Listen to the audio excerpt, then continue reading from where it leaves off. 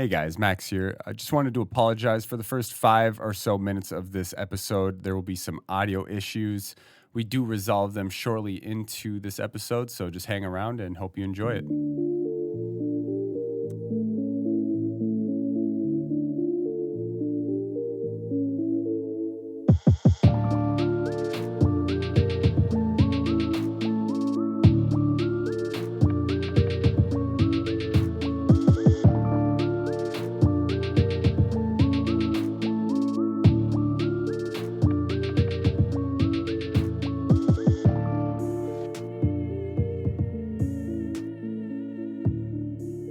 Welcome, everyone, to another episode of the Suited Kings podcast.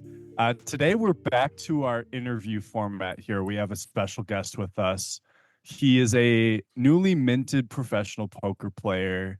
He's had some great results recently. He made day 7 of the World Series of Poker main event.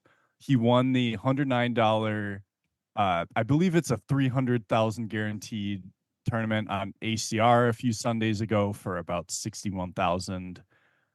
Jason, welcome to the podcast.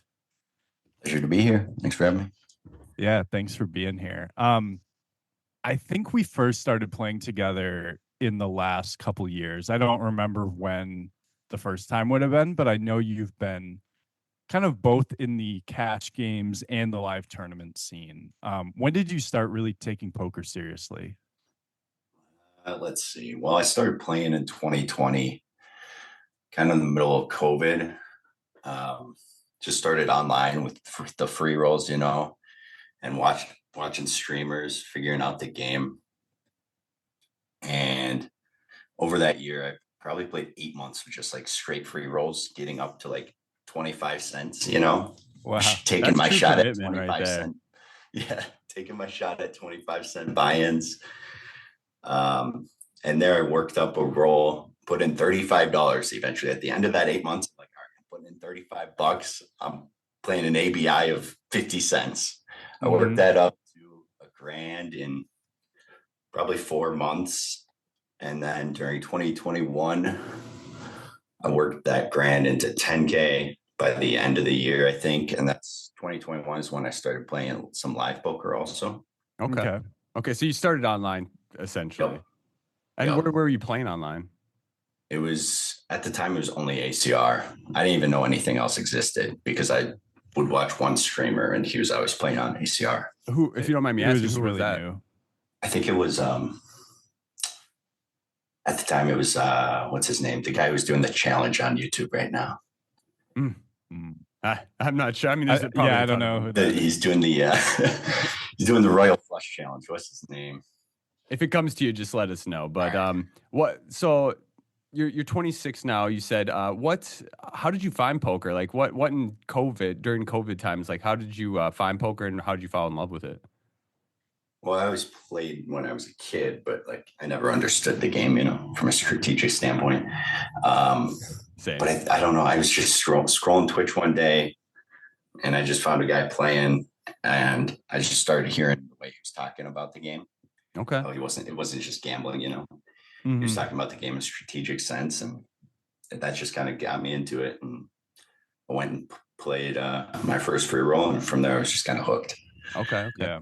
I know Wes had mentioned that you're a newly minted professional. What was your career path before that? So I went to school for business administration at Winona State. Okay. And from there I became like a project manager for like a bleacher company and worked there for about 3 years. Just kind of grinding on the side mostly. And I kind of always knew poker was the passion. I never really cared too much for my job. It was more just to pay the bills. That's relatable for me as well. Yeah, I was just kind of waiting for a big score to quit. Okay. And I think you found that this year, didn't you? Or last year, rather. Now it's 2025. But it's true. Yeah, I did find it. I was actually already on the fence about quitting before because I was already doing great on the year. Okay. I think in January, I took like 4th or 5th in the Canterbury main for 28K. That was your first big score, correct? Like I saw you had, a litter of like 2 to 8K scores kind of in between there, which probably juiced the bankroll a bit. And then you finally hit that like 20K plus one. Yep. How did that feel? I mean, it's pretty surreal when you first hit it, right? I But remember mine. Yeah, it was it was like the turkey it was tournament back great. in 2018 or something, or 2017, and or 2016. Shit, I'm old. You are old. It was like 1842, something like Yeah. that. But yeah, man, I remember how exciting that was. I I didn't end up quitting my job though. Tell me what happened last year score wise for you? So you hit that in 28, and then you kind of just coast along till the summer, played the WSOP. Yeah, I decided I'd just go out for the main this year, take a shot. Why not? Okay. Sell a bunch of action. I sold about half. I didn't even go out for anything else. So just took that shot, figured, hey, I can hit. If I don't hit, it doesn't really matter. It doesn't affect me too much. Okay. So I hit naturally. Yeah. That's I mean that's pretty rad. A7. That was your only WSOP event then? Yeah, this year. I did play a couple of small ones last. All right, guys, sorry about that. We had to take a quick pause for some audio issues, but I think we now have them resolved.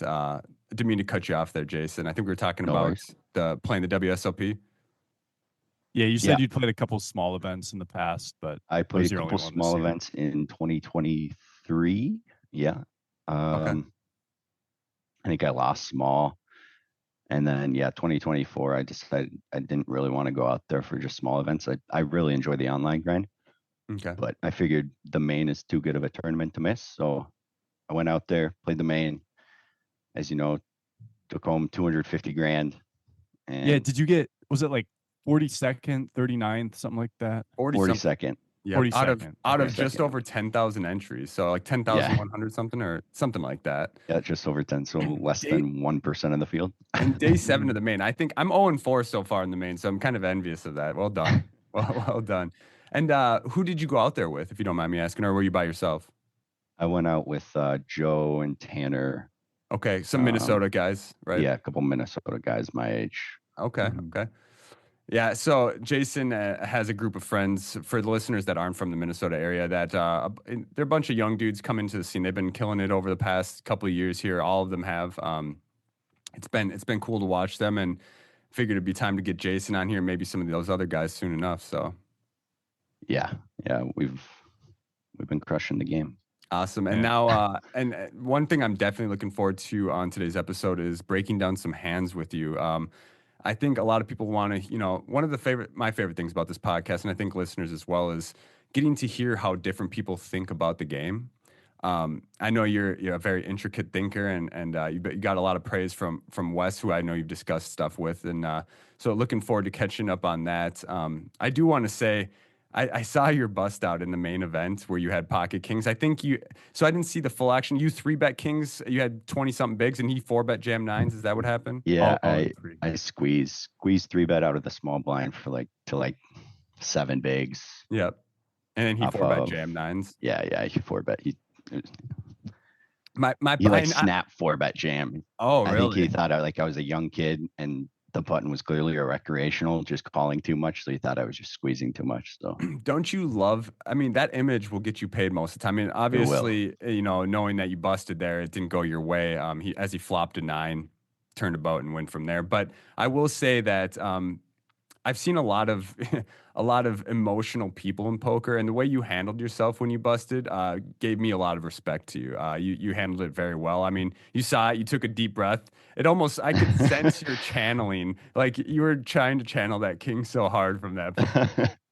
I was. Yeah, I mean, I was just happy to be there. I mean, you got to get so lucky throughout those first 6 days that it's like one of these 80-20s are not going to go your way. And yeah, it's true. It's unfortunate when it's that deep, but tell us a little bit about that whole run. Just please.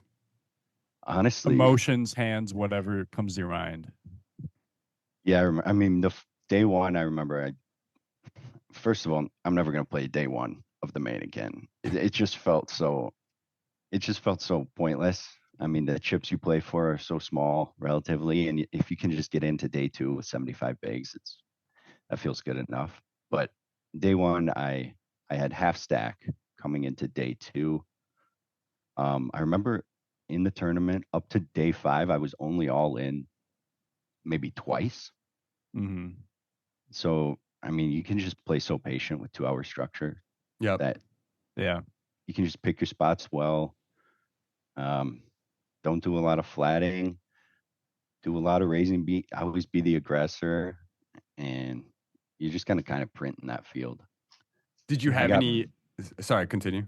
No, go ahead. Go ahead. I was just going to ask you, did you play with any notables or any players that other people might know of throughout that journey? Yeah, on day 7, I mean, I was on that feature table with Foxen and Lena. Okay. That was pretty cool. That's super I was only cool. there for half hour or something, but it was pretty cool to play with them. But I was gonna say I got very lucky with my table draws like the first 6 days. Okay. I mean, by day 6, the field starts to sharpen up, and there's not many recreationals left. But yeah, I got very lucky on those first 5 days because I remember my 2 buddies said they were with just like day 1, they were just with a bunch of Euro regs. Yeah, I had a tough way. day 2. My day 1 was good, but my day 2 was just brutal. Yeah, that's no fun. How about you, Wes? How was your? Actually, this year my day 1 was pretty tough, but I played well. I honestly, my table draws weren't great. I just had a random thought. I'm like, I don't think I've ever won an all-in in the main event when I'm the one at risk, and I think that's the case. But that doesn't really matter. You're 0-3 in the main, Wes?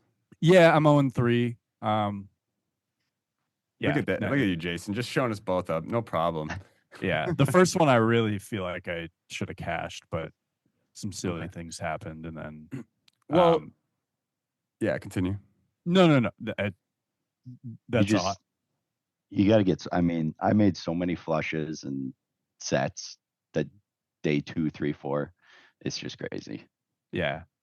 You got to make a lot of big hands and then hold as well. Right. Did you have, when you were on the money bubble, did you have a good amount of chips at that point? I did. Yeah, I was putting a lot of pressure. I remember the lady to my left, she goes like 4 hands in and she's like, "Oh, very aggressive." Because for those who don't know, like the money bubble bursts right at the beginning of day 4, usually in the main event. So this would have been like a brand new table for you. So you're like 30 something hours into the tournament before you make the money. Yeah, it's just crazy. It's actually crazy. Jason, what does studying look like to you? How do you get better at poker? So I play like most of my volume online on Sundays. Okay. And on a Sunday, I'll tag anywhere from 20 to 60 hands to go through, and I'll just run through those with either GTO Wizard throughout the week, or if it's a final table spot, I'll use Hold'em Resource Calculator. Okay. And I don't know, I probably do about 30-70 study play.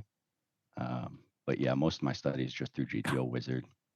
Yeah. Okay. Looking up spots.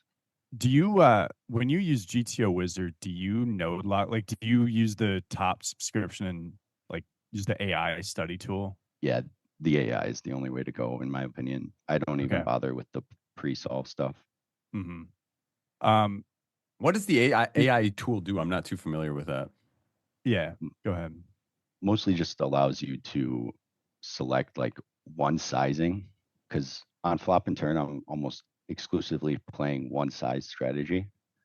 And so this just allows you to refine that strategy a little bit more than the pre-solved will let you, because the pre-solved sometimes will have like up to 8 sizings. It's like you just can't implement that in game. Yeah. Okay, that's interesting. So you really only use one size on flop, and one. I would guess that on flop it's usually small, turn it's bigger. Not necessarily. It's always based on board texture. Well, I think okay, gotcha. So that makes more sense. So it's you have a one flop size, but that size can be different depending on the board. Correct. Okay. That makes more sense. Yeah. Cool. And so when you that's good information to have. So like the one thing that I have talked about to an extent on here and just with other friends is like when you use GTO Wizard, you're kind of, and I'm talking about the non-AI tool. When you use like the pre-solve stuff, it's not like you shouldn't be looking to memorize it. You should look at like, okay, so this sizing, if your opponent bets this size and this hand is a call, but it's like making 0.02 big blinds. Okay, well, if in practice your opponent actually bet bigger, now it's probably a fold, because it's like, if it's barely profitable against a medium size, then it's going to be losing money against a big size. Yeah, that's right? very likely true. But that's a good piece of information to know, is that like you just don't even bother with that stuff. So would you say you don't even necessarily like think about what a GTO play would be? It's sort of like you're finding a strategy and making it as good as you can, not necessarily trying to figure out what the absolute optimal strategy is. No, I'd say I'm pretty theory oriented, but if you run it in AI, it will always, if you choose one sizing, it will always choose this, like the highest EV size, let's call it. Oh yeah. So I usually just try and find the highest EV size, and then for each board texture. So it just simplifies it then. Correct. That makes sense. Okay. Makes it much easier to implement in game, allows you to play more tables with just a simplified strategy. I think that's a great way to go about it. I know a lot of other really good players do the same thing, where they the days they grind online or live, they take the hands and then they just put them, 20. You said you do 20 to 60, or what was that? 30, yeah, I probably do like 30-70 study play.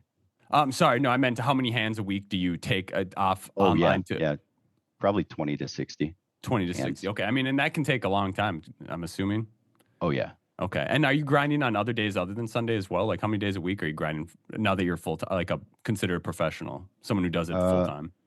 I like to go to home games still. Though home cash games are still, I mean, they're always going to be juicy. So I do those about once or twice a week, and then maybe I'll fire up another online sesh once or twice a week during the series, like this Monster Stack series. I'd always play those. So yeah, that was a lot of fun on Global. You're talking about? Yeah, Global. Yep. Okay, that's a lot of fun. I think they got the Grizzly series coming up too, which I'm assuming you'll be playing a ton of. Yep. Okay, that's exciting. Like and let me ask you, are you primarily a tournament player or a cash game player? Which, maybe not primarily, but what do you prefer to play? I prefer and primarily play tournaments. Okay. Yeah. All right. I think has that changed this year or last year, since you had several big scores? Wes, what about you? You know what? I know you play a lot of cash and a lot of tournaments. What do you prefer? I honestly don't even know. We've played in Talk Poker for so long, but I don't know which one you like more. I would have to say tournaments, like, because right now I feel kind of equal between the two, or maybe leaning cash, but but that's just because, like, give me one pretty good tournament score and I'll be right back into 100% tournaments. It's funny what tournaments can do when you just bank a big one. Yeah, you can have a big score and it's just like, this is why you do it, and it can motivate you through so many of the low points. But like tournaments, it's also very easy to get disgruntled by, I think. Okay. So and Jason, do you plan on doing like MSPT stops and stuff in the future now that you're kind of full time, or what's your live schedule going to look like? I'll do some of them. Like, I'm going to Potawatomi next week. Same. All right, we'll see you there. Yep. Nice. But I don't plan on traveling too far. For just kind of online is just so easy when it's right in your room. You know what I mean? I love online. Just sit here in your underwear and fucking fire up 14 tables. I mean, I have to agree with you, but there is something for me at least where it's just like, I have the time of my life, traveling to some of these poker stops, even if I bust 4 bullets and don't come home empty handed. But like Wes and I we had one night where, Wes, you're going to help clear this up for me because, my brain is mush. But Wes and I both, I think, busted a tournament, and then we were in Iowa or something. We went to some college bar and just got drunk on tequila. Yeah, that was Riverside. We didn't get like drunk, but we went to some random college bar and had a few drinks. Was that Riverside? No. That was Riverside, yeah. Oh wow. Okay, I would not have guessed that. But yeah, I mean, it's not something we do. But the memories and stuff like that are super fun, even though we dusted the Yeah, tournament. if I'm going to a live stop, it's gonna be because buddies are going. Like I went to the Prime in December, and it's because Joe and Tanner and Leo and Arlo all went, so that Okay. makes it fun. Okay. Wesley, we have a couple hands to break down here with Jason.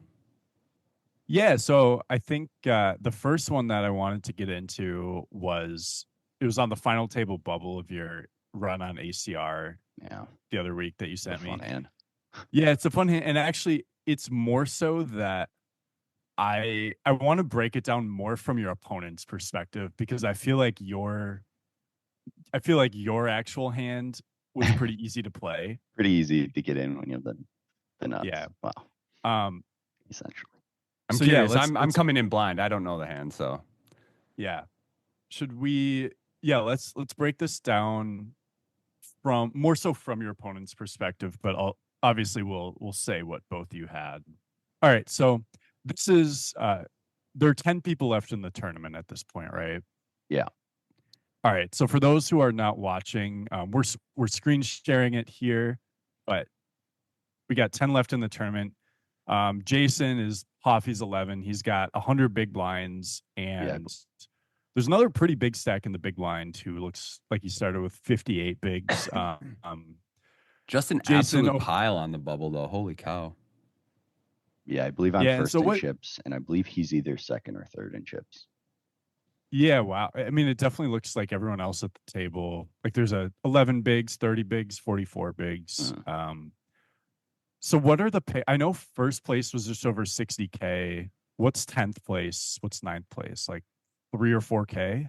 10th place is 3.6, which is, and then 11th or 10th, 9th is 4.9. So it's, and this was just $109 buy-in, right?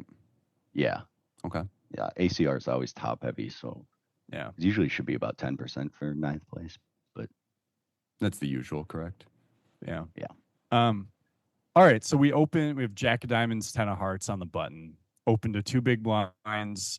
The big blind has 2 10s, 10 of Diamonds, 10 of Spades, and decides to just call, which my thought is that ICM wise, this makes sense. However, obviously most of the time, button versus big blind, when you have 10s, you're happy to 3-bet and see some especially action. when the button is the chip leader and going to be opening pretty wide. Yeah. I'm going to probably be opening like 65, 70% of range here. Yeah. So what do you think about his flat with 10s here? Are you more playing it passively because of the ICM dynamics, or are you thinking you want to 3-bet even more because you on the button are going to be opening so wide? Yeah, even though I'm so wide, I still think he's super handcuffed, and I think a 10s is going to be a pure call. I think Jacks gets close because stacking off here is just really gross. I mean, it's the bad. risk premium on his head is probably pretty damn high at this point, and being first and second in chips. Yeah, and we don't talk about it that much on the podcast, but explain what risk premium means in terms of ICM. It's essentially like the amount of additional equity you need in order to get your stack in. So maybe his risk premium right now is, I don't know, an additional 13% or something. And that's just because of the stacks that are below him. Yep. Yeah, like from a pure dollar standpoint, getting it in as a slight favorite is actually not going to be a profitable move for him. So, okay, cool. So he decides to call with the 10s, and then let's move to the flop here. So we got 9 of hearts, 7 of hearts, 3 of spades, pocket 10s checks, and then you come with the big sizing on this board. Yeah, which makes a lot of sense. Do you want to explain your thought process through that, though, Hoffy? Yeah, I can explain it. So first off, I did run this in chip EV. Like this is the only size I'm going to be taking. It's 3E sizing, which is geometric sizing. I don't know if you guys have explained geometric on this podcast, but it's essentially taking the same sizing over 3 streets so that you're all in by the river. Yep.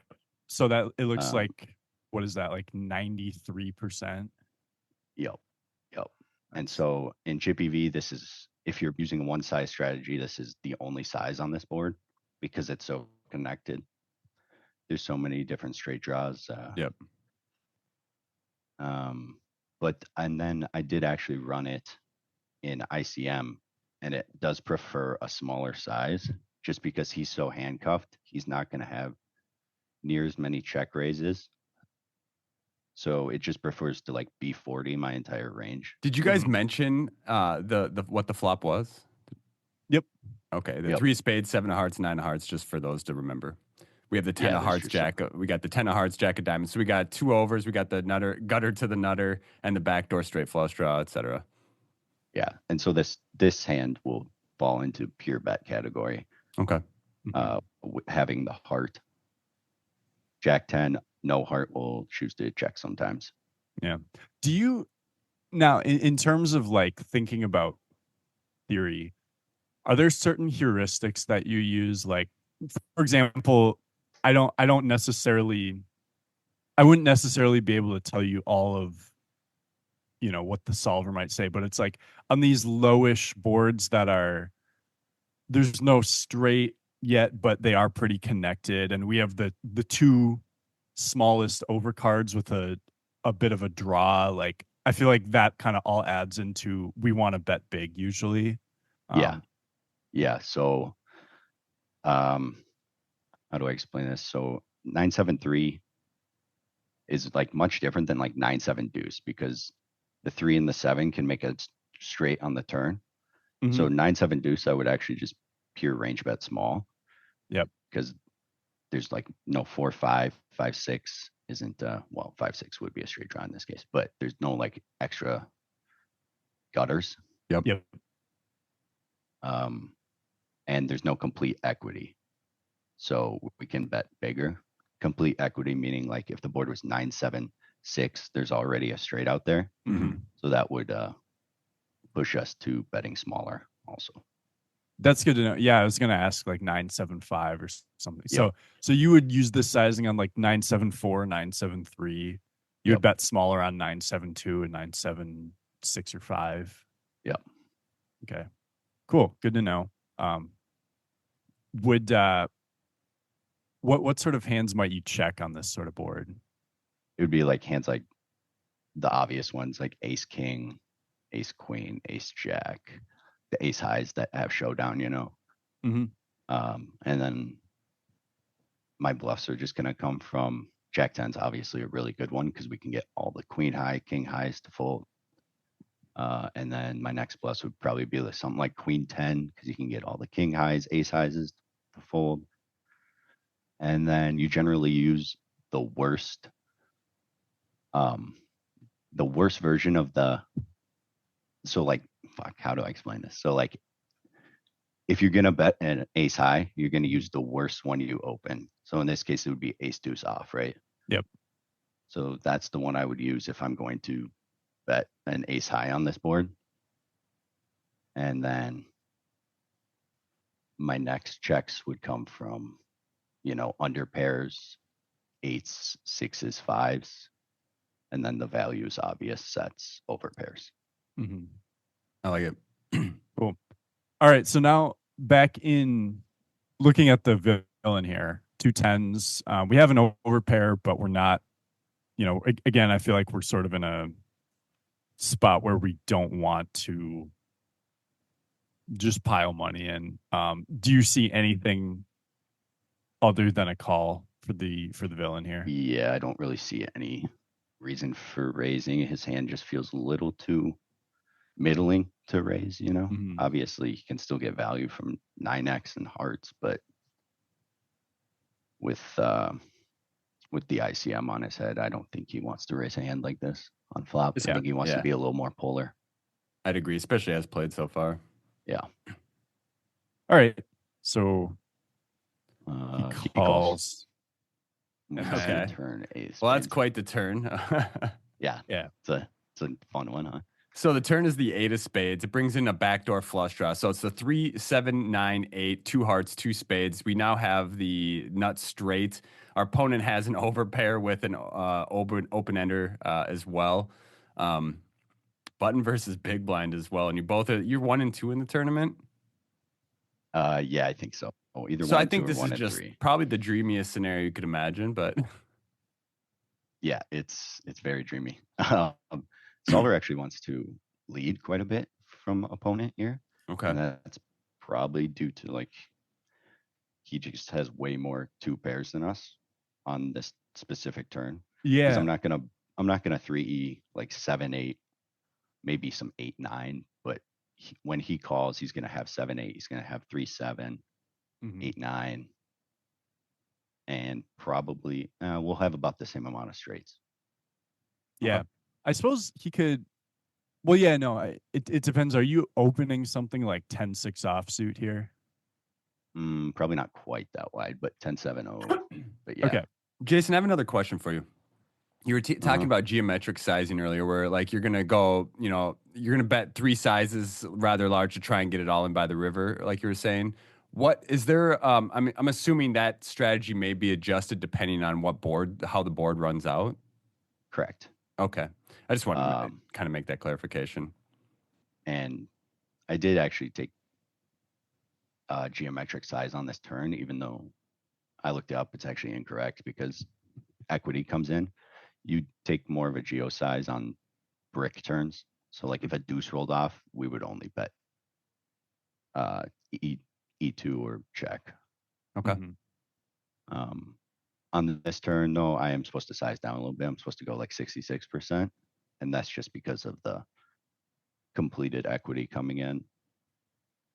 And explain why that is a little bit, because it's easy to look at this hand and be like, well, we have the nuts. Like, why would we size down here when it's such a wet board?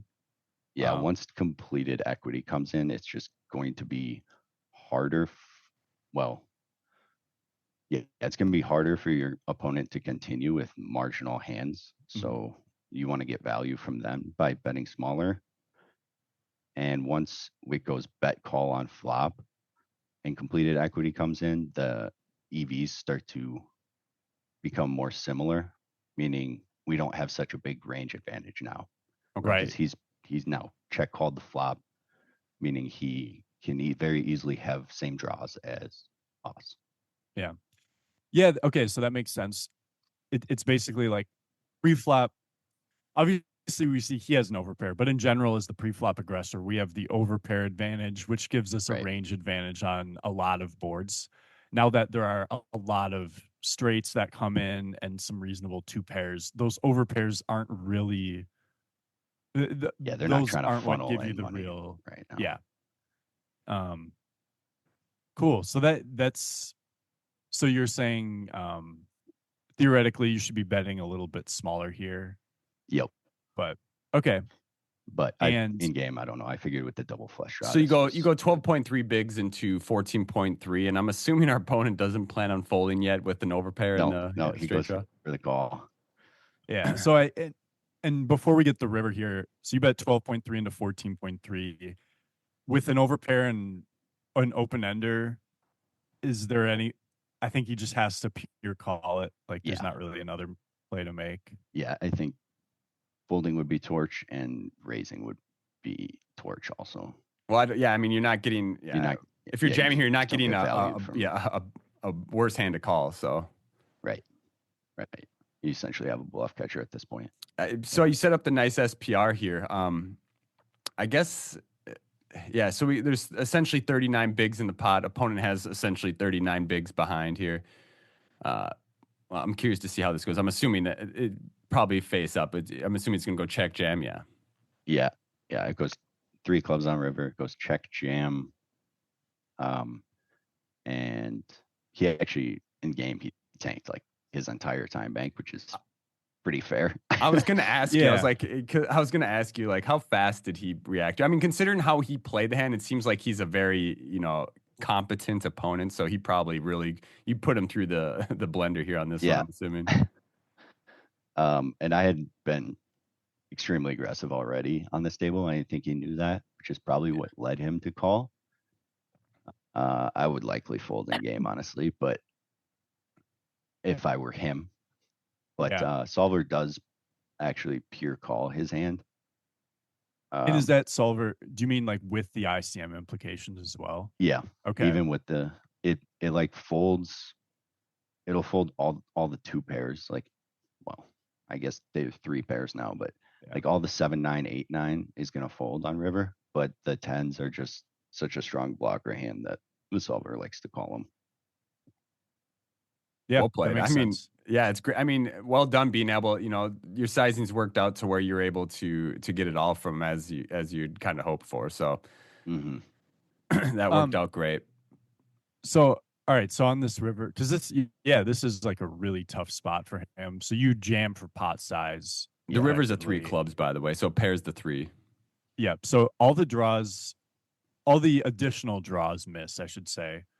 3 of clubs. So now, overpair beats 9-8, 9-7, 8-7.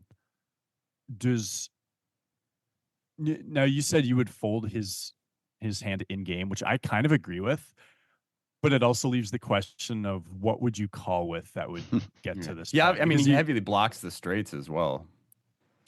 Yeah. Right. I mean, like, I might be very unbalanced in my call range here but that's mostly because in game people are very unbalanced with bluffing, right? Because I'm going to be bluffing like as the button here, we should have like plenty of bluffs with the queen jack, queen 10, jack 9 or jack 9's pair, but any 10x really, king 10, queen 10,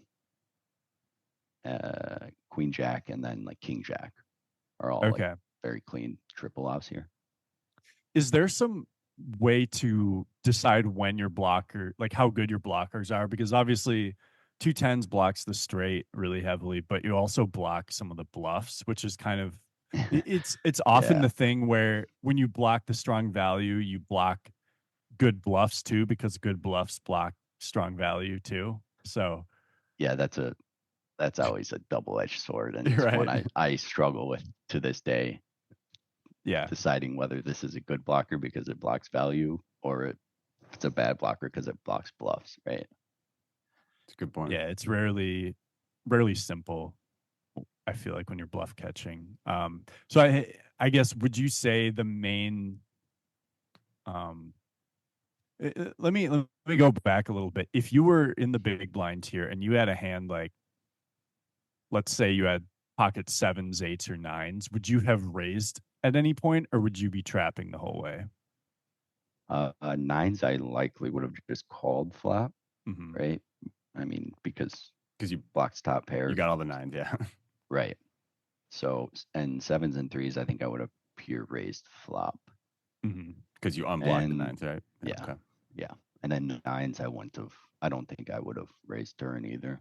Doesn't really accomplish too much. I mean, it can get called by worse, but you want to keep his bluffs in also. Okay, so and then what about a 5-6 suited, or something where you turn to straight? As the big blind. Yep. I would just. Okay, I'm gonna tell you what I would do on the turn, because obviously you have a much more theoretical understanding than I do, Jason. You studied those tools a lot more than I have. For me, if I were to defend 5-6 suited and then play it as such, got to the turn, being that there's 2 flush draws out there, I feel like there'd be enough value to start raising at that point. Does that seem right or no? Yeah, I think that's right. I think 5-6 you can start raising turn. It's just too vulnerable to the double flush draws, and that's kind of my thought as well. Or the river jack or 10 kind of kills you too. Right. Yeah. You just don't get value from his overpairs and whatnot. Well, I mean, what a hand! And here's what's even more cool about it is your wait, this is final table bubble, or right? This is final table bubble, right? So there's 60K up top here. You're already overwhelming chip leader, and now you just got second place's entire stack. Yeah. I came into this final table like 3 or 4x the second place guy. And how did the rest of that tournament end up going? Are we breaking any more hands down from this tournament or no? Probably not from this tournament. Okay. No, I'm just curious. I mean, obviously we've already, said that you've won the tournament, but was it just smooth sailing from this point with how big your stack was? Obviously you're very good at, applying pressure in correct spots here. So were you able to just do that smoothly and just take it down from there? Or at any point, did it kind of get close again? Yeah, it was pretty smooth, but there was one hand on the final table where I doubled like a 35 big blind stack. So he ended up having 60 and I ended up having 100, but he's still handcuffed even in that scenario. So I was still able to apply definitely. It tightens the gap a little bit, but yeah, still a nice lead for you to kind of do your thing. And then well done. I mean, 60K on ACR. It was over 2,000 entries, I believe. Yeah, there was 4,000. 4,000 entries. Yeah, it was a massive one. Oh my God. Well done. I mean, beating out 4,000 people is not easy. And then you almost did it in the main event where you got 40 something out of 10,000. So yeah. What a stellar 2024 for you for sure. And now we have another hand we wanted to kind of break down. Was it from the main event? No. So there was there are a few options. Like we have I just have some other hands, but actually I had some other questions not pertaining to the hand, but just like online poker in general. Okay. I was wondering, in terms of, because you obviously play some on ACR, you'll play on Global. I think you play on Ignition / Bovada. I've seen you once or twice on clubs even. Do you play coin poker? I actually just deposited there 2 weeks ago. Yeah. Okay, cool. Are there different styles of play that you see on these different sites? And being a very theoretical player, are there little adjustments you make depending on what site you play on? Yeah. I mean, the biggest one being Global. It's just very, very nitty. Yeah. So you have to overfold in a lot of spots. Yeah. Do you find yourself, are you able to use a lot more aggression? Yeah, I generally, well, there's gonna be listeners here. That is the tricky part. You don't have to go into any specifics or. Yeah, no, I will. Don't say anything you're not comfortable with.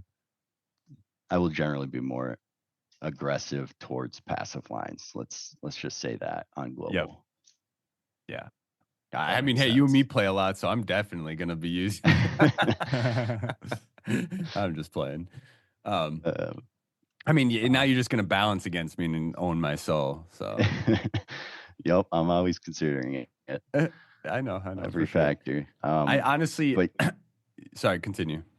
And then on like ACR, I kind of enjoy it more almost probably not from a dollar point of view, but from a strategic point of view, because the players will 3-bet and 4-bet more, which leads to some fun scenarios. Yeah, well, and it's nice on ACR. It's like you can 4-bet jam a hand as either as a bluff, or you can profitably jam like nines or something. Whereas on Global, if someone 3-bets you and you have 30 bigs, you're like, do I have to fold pocket nines here? It's like this is a very clear jam in theory, and it's printing, but it's like, well, does this guy really 3-bet bluff ever? Yeah.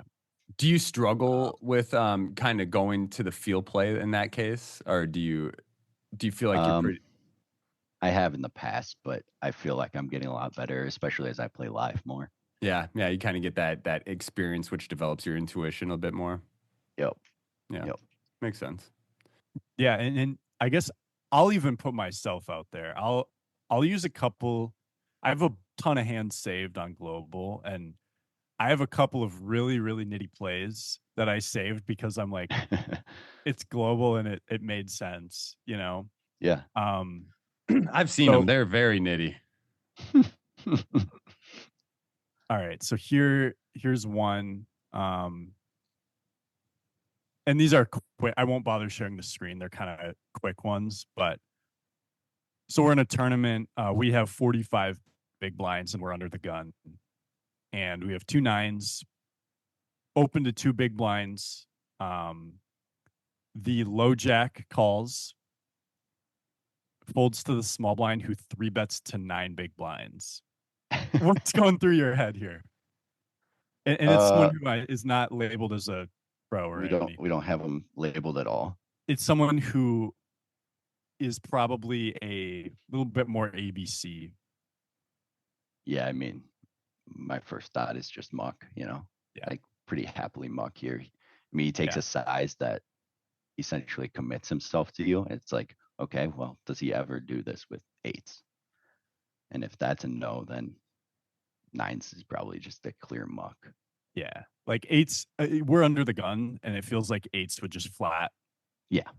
Obviously, he could have some ace king here. Ace queen might just flat though too, and so I did end up folding. The other guy back jammed with 10s, and the small blind had kings. Yeah, so good fold. That one we get to know. It's nice when it's nice when you get that confirmation. You know what I mean? Like, poker's a game where you just will never know so many times, and you have to try and sleep at night after that. Like, another one is under the gun +1 opens off of 38 bigs min raise. We have queen 10 of clubs in the low jack, almost identical stack. We decide to flat. Everyone folds.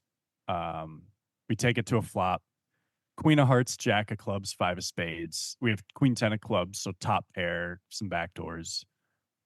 Opponent bets 2 big blinds into 6.67. We don't fold yet. We call. I was gonna say, you just fold. The turn is the 9 of hearts. We have top pair and an open ender, but not a good kicker. Like, our opponent isn't really gonna be barreling queen 8 suited on this turn. At least I wouldn't think so. And then we face full pot, so 10.67 into 10.67. Oh no. Leaving 22 bigs back. Yeah, so it's obviously just not a size there. Yeah. First of all, so that it's like, okay, well, does that make it more of a bluff and more value? And in this case, it's definitely going to be more value heavy. Yeah. And this is where, when I think of when I play, it's like, I'm not thinking theory necessarily. I'm thinking like, okay, what price are we getting? 2-1 exactly. Yeah. We have presumably, like, a kind of best case scenario, we have 10 outs here, where if we hit 2 pair, it's going to be a 4 to a straight. Like, there's going to be a ton of kings or better hands in our opponent's range. So we could have like the 8 open ender, 8 cards that make us a straight, and then 2 queens. So but that's only if our opponent has like aces, right? Right. That's like best case scenario. We have 10 outs here. And do we really have implied odds? Like, if the final board is queen jack 5 9 8 and there's 4 to a straight, like, we're not going to get the full stack from aces or kings, I wouldn't think. Yeah, well, the SPR is so small you might now, but maybe not on a 4-liner. But yeah, it just becomes a math problem. He bets pot, so we need 30%, 33% or whatever, right? 33%, and we presumably have like, maybe 22, maybe 20, like somewhere in the 20% range. So we would have to get a lot of river value if we got there. Right. Anyways, I ended up folding this where, and this one we don't get to find out, but my thought is like, our opponent either has a better queen, an overpair, or 2 pair. I feel like a straight is not going to take this massive sizing, is not going to be not. This sizing to me indicates like a hand that is happy to get it in now, but is afraid of any draw coming in. Yep.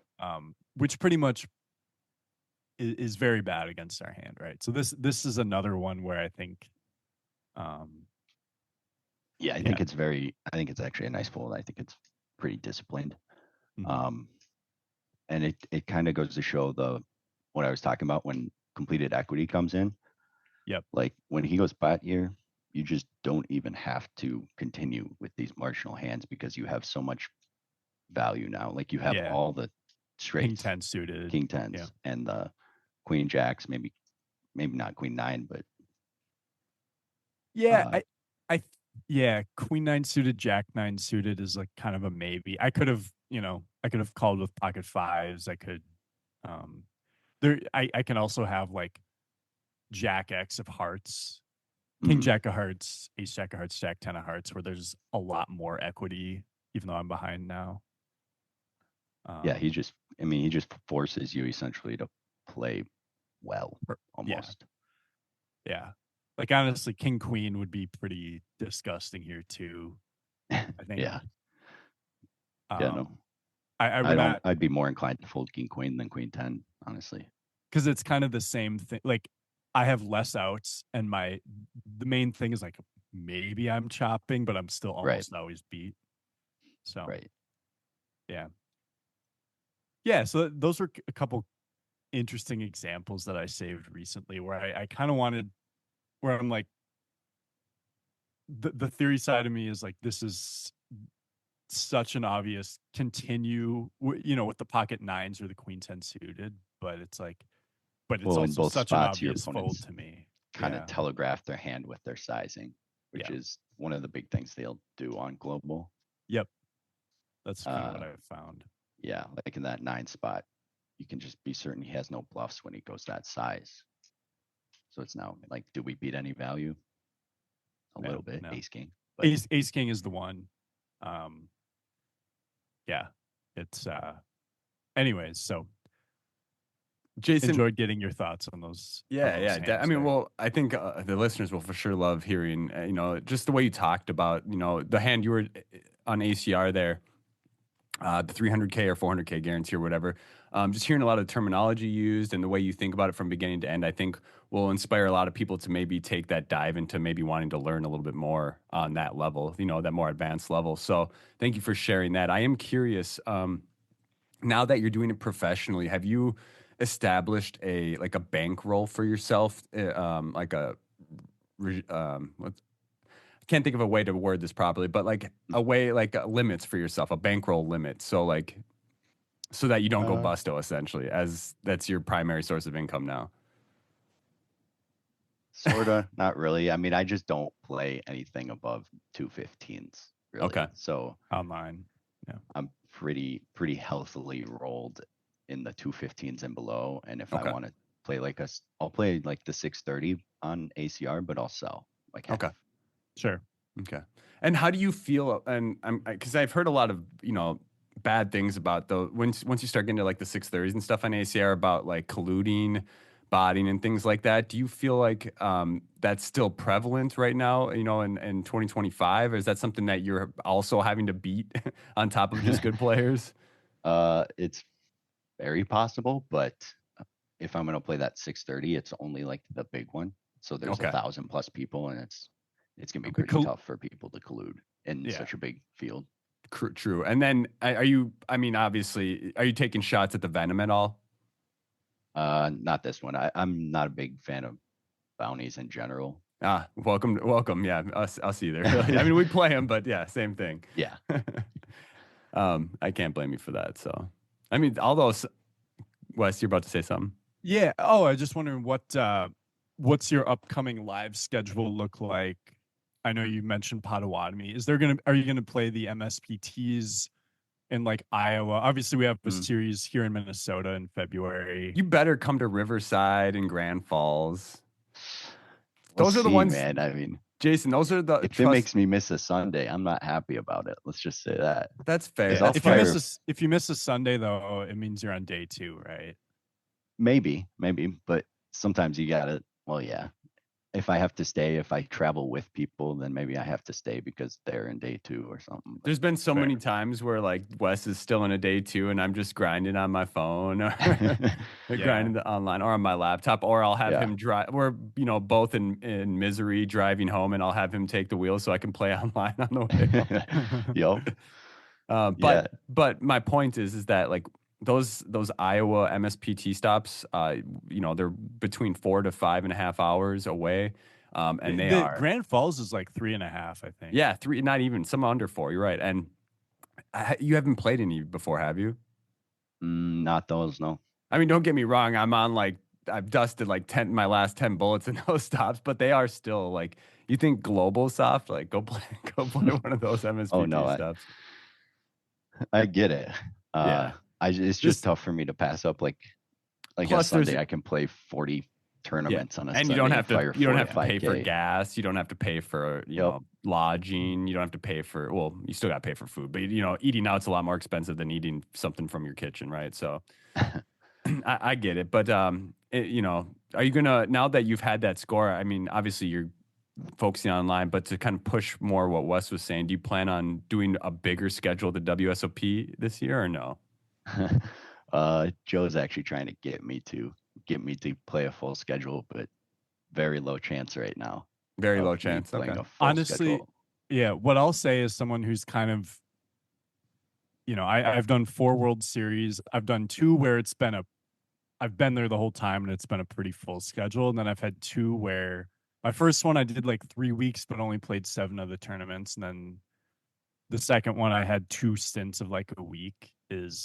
I think this year I'm going to still go out for a pretty good amount of time, but it's going to be a lot more, like I'm going to have a week that I take off, I believe. And I'm also going to fire less at the big tournament. Like I think the main World Series tournaments that you want to play are the weekend ones. Those are, the Millionaire Maker, the Monster Stack. Yep. So good. That Mystery Bounty, even stuff like, and I'll probably skip the Colossus, but Gladiator and Colossus, like obviously that's where my big score came from. But I'll also say like those tournaments, even though they're very like turbo-y in terms of structure, the fields just can't be beat, And then also some of the freeze outs, 1K or some of the like 500s and 1Ks, or I guess my point being is like my first full summer, I had the big score and I played a few like 2 and 3Ks and stuff, and it was fine. But I don't think that's where the value is in the tournaments. And during the weeks, I'm either gonna like maybe do online / take a day off / play a 600 at Aria. Like I know me and a lot of our other roommates play the 1-day Aria tournaments, and those are great. Fantastic. And so super good. To you and anyone else as a listener who's looking to play like a big World Series, I think like looking at it in terms of value and also frankly bankroll management, you want to play kind of those weekends and then some of the tournaments at some of the other places, those weekday 2Ks or 3Ks at the World Series. It can feel like because they're there and so many people are playing them that you should play them too, but they are very much like pro infested. They're not as many recreational players, and even if you're doing well, like a 3K is a bigger chunk of the bankroll. No doubt. So absolutely, that's a big. It sounds like you're leaning more towards doing a main event and maybe some others, but it'll be for like, if I go out, it'll be for like that the Monster Stack, the Millionaire Maker, and then obviously the main. Yep. Well, I think that's you gotta up that run from last year, man. Absolutely. Hopefully it's gonna be a tough one. It's gonna be a real tough one, but I don't I see it as possible. So definitely gonna be sweating you for that one. And actually, you know what? Let's hang on that here for a bit before we start wrapping up. What was that like in the moment, knowing that you had pretty much all of like Minnesota poker sweating you? Did you get a lot of love through social media or wherever? Yeah, I did. It was really cool. It was a lot of fun. Once I'm in the moment, I'm like in the moment, like I'm pushing not that aside. But good. I remember. I remember I played that 1-day Saturday tournament at Canterbury that day, and I think our Vic, Minnesota, there's at least 1 or 2 people who had your stream up on their phone, so we were all kind of getting. We're all sweating for sure. That's one thing I love about Minnesota and the Midwest in general is just like how supportive even for people, you know, like people we don't know well are just like cheering us on, you know, just there to support us. And I think that's super cool. So Yeah, it's a great community. Man, I was also a little annoyed that I didn't get to buy a piece, but yeah, I had a few people say that, but I had like 12 people buy a piece. So yeah, I mean, you go to your close buddies first, and it's Right. kind of whoever you talk to. Yeah. So yeah, Wes, I was upset. I mean, you and me already had this podcast going, I think, or at least it was in the works, and I didn't have a piece of your Colossus or your Ball Poker that's Classic messed up. main, you rat. Gladiator. Or Gladiator, yeah. Yeah. Yeah. Yeah. I mean, I'll I have to didn't sell for 300. Yeah, I know that's true. Well, we usually swap, but I wasn't even there for it yet. I came a week later. You were shopping for like A wedding rings, ring, yeah. when I was at the final table. It's funny, and literally, I've said this on the podcast before, but while Wes was at the Gladiator final table, I have my wife and I are at the wedding ring shop, and I have Wes on my phone, just sitting there watching him while we're shopping for wedding rings. So that was yeah. She didn't get mad at me, so that's how I knew she was the one. Yeah. No, that's good. That's good. Should we start wrapping this up, Wes? Yeah. That sounds good. Yeah. I do want to kind of start off this wrap up by mentioning the meetup game last night. That was a lot of fun. I think it was around 30 entries, 30 total entries, 28 to 30. I didn't see what 28. Yep. Yeah, right in the final there. I ended up stone bubbling again. Wes, you either do that or you win. It's stone bubble or win. There's no in between. And then Wes was chip leading with like 3 from the money or something. I'm like, oh, Wes, you're finally gonna do it, huh? Oh yeah. So we had this Discord chat going, and well, there was still like 20 minutes left of late reg, and I had like 5 starting stacks. I was double second place, and you're like, Wes, you're finally gonna do it. And I'm like, don't get ahead of yourself. And 3 hands later, I lost 3 all-ins in a row, and then I rebought again and busted. So yeah, it wasn't well done. I want to give a shout out to Leo, Minnesota Player of the Year, Leo Pinamonti. I don't even know. I still don't know if I said that name right, but just call him Leo Pin. Leo P. Yeah, Leo Pin. Shout out to him. He won that meetup game. He's got that sweet gold tag now in Discord that he can swag out with. But shout out to him. Shout out to Matt Dodd, who got second place. They had a half-hour long heads-up battle, which is pretty long in that turbo structure. So they were just back and forth for a while. That was pretty sweet. Congrats to them. We'll have our next meetup game in 2 weeks, whatever that date is, from the 21st of January, 2 weeks from then, that Tuesday, 7:30 p.m. Central Time. We'll talk about it on next week's episode. I want to say February 4th. I think that's what you're probably close. I don't have my calendar up, but something like that. And then secondly, we got the Discord chat. Jason's in there. Wes is in there. I'm in there. There's about 220 other people in there besides us. And it's a great place to go and have a community, throw poker hands out, and just kind of learn and talk poker. So make sure, if you haven't hopped in that, to check that out. You can find the link in the description to get into that. Our YouTube channel is now live. Please hit the link in our description for that as well. Make sure to subscribe if you haven't yet. It's a great place to follow up if you are more of a visual learner. We do a lot of cool stuff in there as well. Am I missing anything, Wes? I don't know. Probably not. Yeah. There's other stuff that we've kind of alluded to in the past that we won't go into, but we've started creating some other stuff that will be available soon as well. Yes, it is. And let's end it on this, Jason. One tip for someone who's aspiring to be a professional poker player. What do you got for him? Oh boy, put me on the spot here. Hit a big score.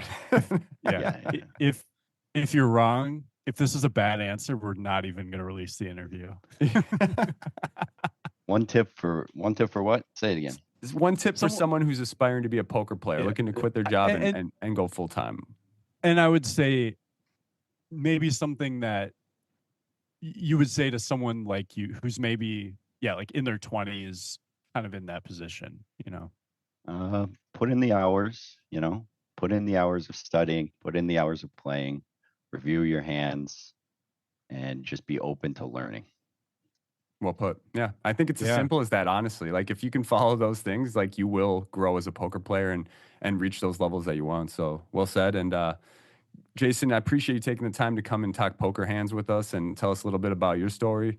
Thanks again for that. And I hope you guys have a great time. We'll catch you, Jason, next week. And Not next weekend, in a few weekends or whenever it is at Potawatomi Yep. for the MSPT stop. So look forward to seeing you there. And 2 weekends. Yep.